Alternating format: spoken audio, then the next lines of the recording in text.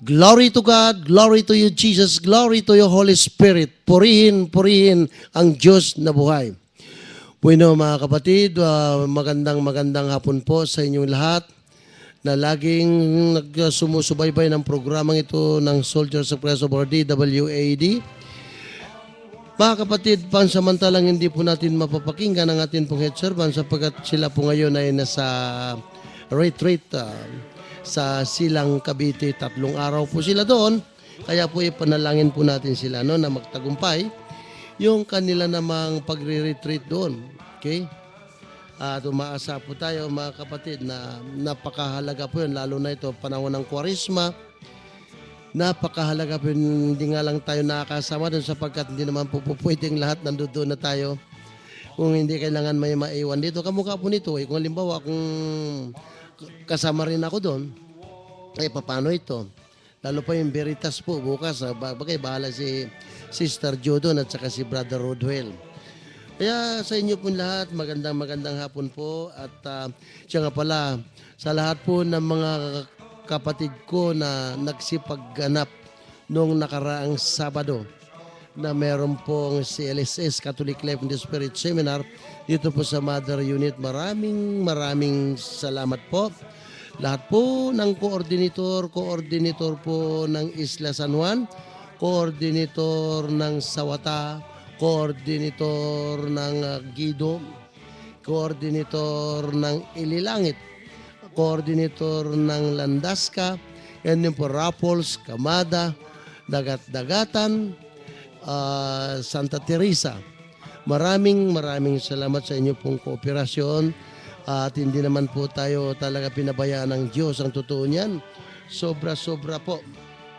Sobra-sobra ang atin pong provision. Yan ang napakahalaga kapag nagkakatulong-tulong po tayo. No? Pag nagkakatulong-tulong po tayo, hindi po mahirap, hindi mabigat. Kita niyo sobra-sobra pa. Kaya siguro anumang bagay kapag nagkakatulong-tulong po, nagkakaisa tayo. Walang kontra-kontra. Ito nga ang unang-una pong sasalang sa Radio Veritas ay ang Landasca. Kapatid, kung nakikinig po kayo, hindi po makakaya ng isa lang ito dahil malaki na po. Aywan ko lang sa inyo kung kaya niya, pero sa akin pong palagay, hindi po makakaya ng isa lang. Kung kaya ano pong gagawin natin? Magtulong-tulong po tayo, ambag-ambag po tayo, at ang sasalang sa Radio Veritas bahala na ang Landasca doon. Basta tayo po, tutulong lang po tayo, aambag po tayo para hindi po mabigat. Kaya sa inyo po lahat, mga taga Mary Help of Christian, huwag natin pababayaan ang ating mga kapatid na doon sa, hindi balik kung dito lang siguro sa DWAD, baka okay lang, makakaya natin. Pero doon po sa Radio Veritas at doon po sa TV program, mga kapatid, siguro kinakailangan po. Ang totoo niyan, meron na pong naka-open ngayon, mga kapatid, ng kahon para po sa television program. Ibig sabihin nun, pag nakakita kayong merong nakakadi ng kahon, no?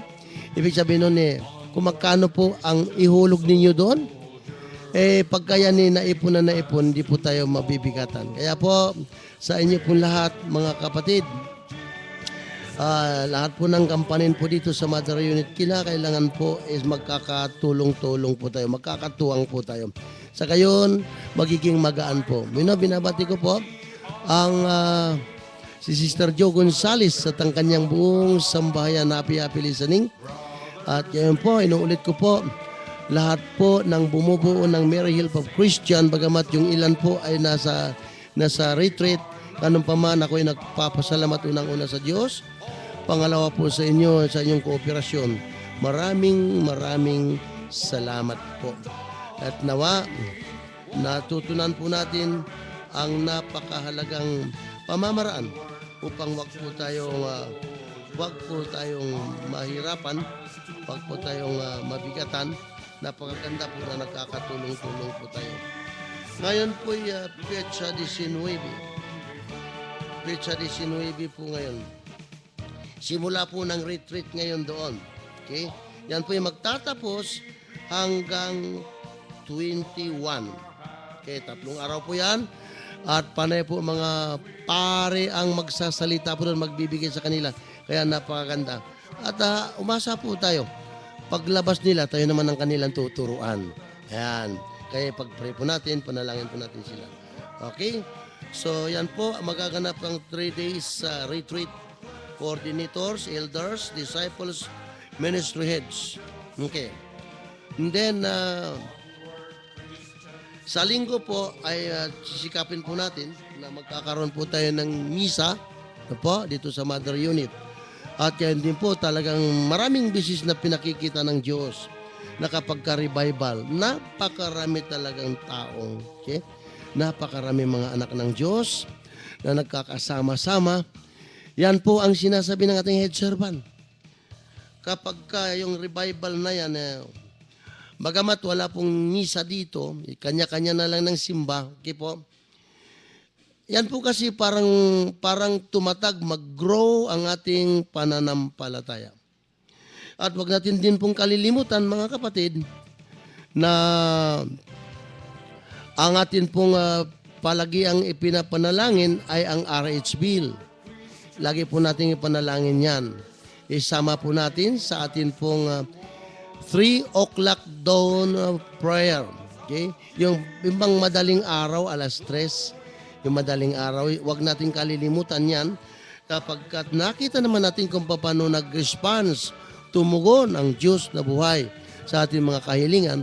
Sapagkat alam po natin, mga kapatid, yung RH bill na yan ay hindi po talaga sang-ayon doon sa plano ng Diyos, sa salita ng Diyos. Kaya wag po natin salang-sangin po yan. Tayo pong lahat na nakakilala at nakalapit na sa Panginoon, wag po natin yan salang-sangin. Manapa, ipanalangin natin na luminaw ang kanilang isipan upang yung RH bill na yan, wag na nilang maisipan pa na isa batas. Nako, delikado po, alam nyo ba? Kapag kaya may isa batas yan, abay kapatid, hindi po tayo nananakot dito. Yung batong yan na nagtatravel hanggang sa mga panahong ito, okay? 160 kilometer per second ang velocity niya po yan, ganyang katulin, okay? At arinawa sa pamamagitan ng sama-samang ito kailangan din natin dito sama-samang panalangin. Ano po? Sama-samang panalangin. Sabi nga ng banal na kasulatan, ang panalangin ng mga matutuwid na tao, matutuwid na anak ng Diyos, ay dinidinig ng Diyos. At wala pong duda na mag-iba ng direksyon. Ang takbo niyang batong nag-travel na yan. Kaya po sa inyo pong lahat, wag po natin kalilimutan yan. Panalangin, isama sa 3:00 na madaling araw na ating pakikipag-covenant sa Panginoon. Alam po ninyo, hindi lang po yan, kundi maging sa ating mga pang-araw-araw, Santo Rosario. Pag tayo, of course, hindi lang po tayo nagro-rosaryo dun sa 3:00 na yon. O hindi, meron tayong tinatawag na daily rosary prayer. Isasama po lagi natin dun. Sa atong mga panahong ito, kailangan po natin ang mas panay-panay na pagdarasal. Kasi ito lang ang ating pananggalang. Sabi nga ng ating servant, pagka ang isang Kristiyano ay madasalin. At of course, yung ginagampanan niya ay ang Divine Shield, kapatid, mahirapan po ang kalaban na panghimasukan tayo. Kaya sa inyo po lahat, mga kapatid, at dito po sa paaraw-araw po, lagi rin po nating isipin na meron po nagaganap dito sa Mother Unit na pagpapagaling ng mga may sakit. Yung nga po ang dahilan kung bakit hindi tayo nakasama doon sa retreat na yun, tayo po ang napag-iwanan dito. At mamaya nga pala, baka lang isipin ng ilan, wala namang vigil kasi wala dyan si brother. Naku po, kapatid, ano't ano mang mangyari, okay? Ano't ano mang mangyari, check po yan, meron pong vigil overnight dito po sa Mother Unit. Maaring may, sa ating pong anibersaryo, wala pong magaganap na vigil dun sa labas, sa mga venues. Pero dito sa Mother Unit, meron pong magaganap na Vigil Overnight as anniversary. At tsak po, may misa po tayo niyan. Kaya po, ngayon pa lang sinasabi ko na, makinig lang po kayo sa programa ng Soldiers of Christ, malalaman po natin yung anniversaryong yan ng ating Vigil Overnight. Dito po tayo lahat sa Mother Unit. At siguro maganda dyan na narinig ko, yung bang kanya-kanyang dala ng baon. Gusto mo lugaw, gusto mo champurado, o ano pa mang makakain, at yan ang pagsalusolon. Yung mga walang dala, walang baon, bibigyan po natin yan. Ayan, di ba napakaganda?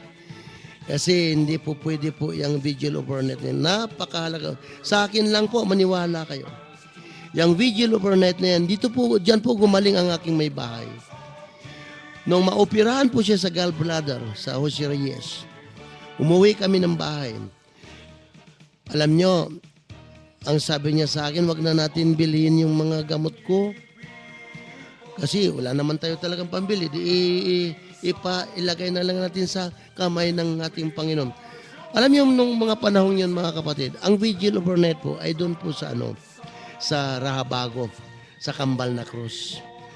At doon kapag ka po sumasakay yung ng sidecar, delikado po matagtag, sapo-sapo niya po yung kanyang operasyon. Maniwala kayo mga kapatid. Wala na kaming biniling gamot at hindi na rin kami nagbalik doon sa Jose Reyes para ipatanggal yung tahi. Alam niyo, sa pamamagitan ng Vigil Overnight, doon po napadali ang paggaling ng aking may bahay sa kanyang operasyon at hindi na rin kami nag-report sa Jose Reyes. Natunaw na lang ng kusa yung tahi. Ganyan po kabisa yan, maniwala kayo. Mabuti nga ngayon, dito na, malapit na. Pero noong mga panahon yon, doon po sa Kambal na Cross. Doon po nag-vigil overnight. Kaya yan, pagka nakasakay siya, sakay ng jeep, sakay ng dipadjak, sapo-sapo niya yung kanyang operasyon. Purihin ang Panginoon. Sa tama yung kanyang disposition, na sabi niya, wag na natin bilhin yung gamot ko, kundi iasa na lang natin sa Panginoon. Alam naman ng Panginoon, walang-wala tayo eh. Sabi sa akin ganun. Kaya, yun na lang, mag-vigil na lang. So, yun ang kanyang hinarap tuwing Lunes. Yan pumupunta kami ng Rahabago at doon po kami nagbibigil. Kaya napakaganda po yan, napakabisa. Bagamat mahirap, pero magpupuyat ka magmula ng alas 11 hanggang alas 3 ng madaling araw. Ando doon ka. Then, uuwi ka, darating ka ng bahay, siguro mag-aalas 5, ganun po kahirap. Pero napakabisa po niyan. Ano mang kahilingan mo, ano mang gusto mong hingin sa Panginoon, granted po yan mga kapatid. Granted na granted yan.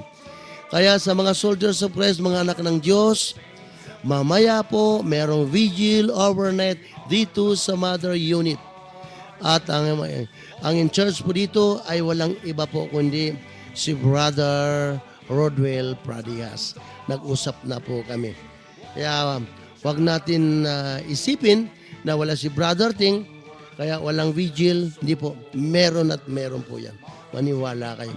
Kahit na, alam ko, marami rin yatang yung mga elders, mga disciple na nag-retreat, pero hindi po pwedeng mawala yan.